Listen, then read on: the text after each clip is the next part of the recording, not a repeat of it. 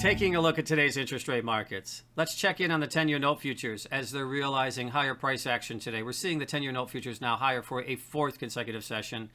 In intraday, we did see the highest level in just over a month of 120.07 for the September future, right around 119.28 currently, so off the highs of the session, but still up day over day for a fourth consecutive day. And when you look at some of the driving factors today, I think a lot has to do with the continuing forecast being updated for the probability or higher probability of a recessionary type environment as we move towards the second half of the year, continuing to see central banks across the globe indicating that they're seeing slowing up economic activity, yet still challenges faced with the inflation front and also some of the supply chain issues.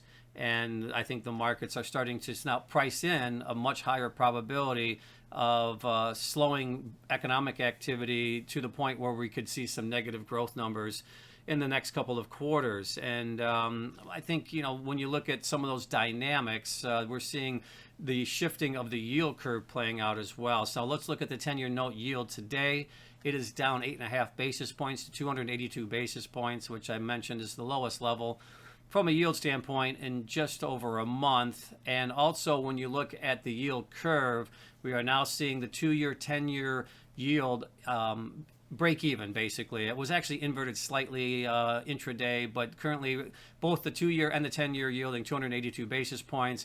And we are seeing the front end of the curve actually selling off slightly today. So those yields are holding up. So even if you go to the 1 year now, the 1-year, 10-year spread is narrowed quite a bit.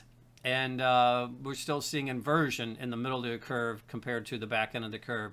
So all those things are indicating that the market's pricing in a very high probability of a recessionary type of activity, economic activity in the coming months, if not the next 6 months to a year. So when you look at some of the dynamics also playing out, now the way the Fed funds futures are being priced and the CME Fed Watch tool, we are seeing now a higher probability of potential rate cuts going into the middle of 2023. So big shift in the interest rate environment here the last couple of weeks. So we are seeing yields, yield curve flattening, and today we're seeing the 2-year, 10-year yield basically at break even.